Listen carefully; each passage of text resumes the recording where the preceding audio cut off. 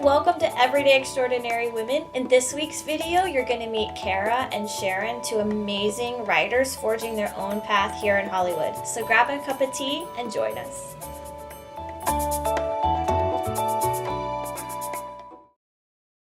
Hi everyone, welcome to Everyday Extraordinary Women. These are my two amazing guests today. This is Kara and Sharon, and they're both writers that are making their way in Hollywood, and they're doing amazing things. So we're just gonna jump right in. What would you say is the hardest part about doing that? Well, I think for me, the day job paying the bills thing has been a big part of pushing the writing aside.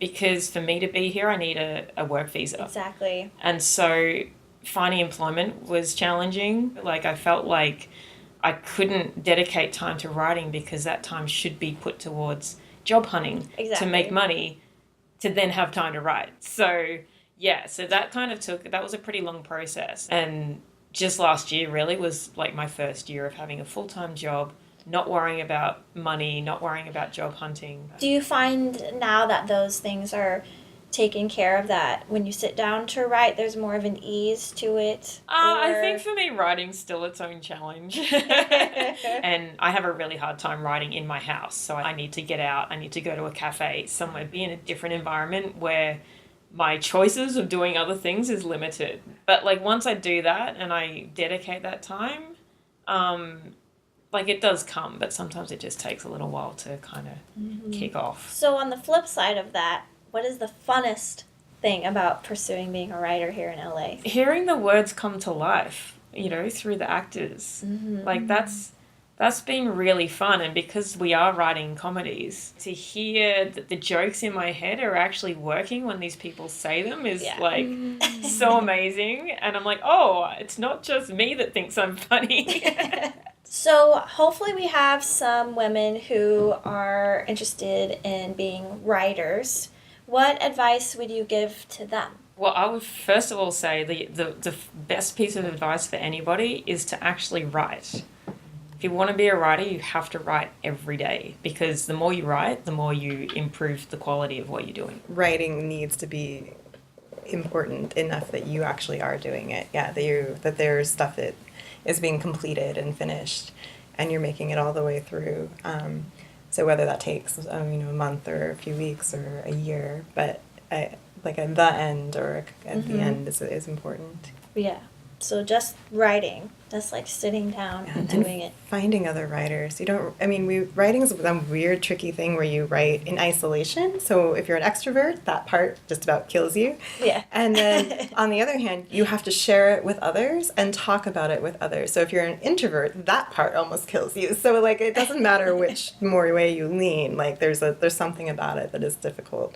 But there's always collaboration in writing. So I'm just curious to know, because I am a creative person and I know that I have internal battles that I have to overcome. So would you share with us any internal struggles you've had to overcome? Yeah, I think for me, definitely confidence has been a big thing, especially before I went to film school. Because I was just writing these short stories and sharing them with people that I knew, I wasn't really sure whether I had any talent. Right. And so film school was a good kind of turning point where it's like I had teachers that, gave me the feedback and supported me and said, yes, you should keep pursuing this. I felt a little bit like an imposter when I first got out here, because I went through this writing program where everyone in it was like, I knew that this was my dream since I was like 3. And I was like, I just figured this out like a couple years ago. And I'm just here, and I'm going to be here until otherwise. And I don't know if it has to be your, the thing but it just needs to be the thing that you are continue to be committed to. Yeah, I love that. I love that word, commitment, and being committed to it. So, for those watching and who are like, I want to go, how do we go? How do we find tickets? What do we do? Okay, so my show is called John Stamos is My Baby Daddy, and we've got a website right here, which is hff melindagrace17.com/4343.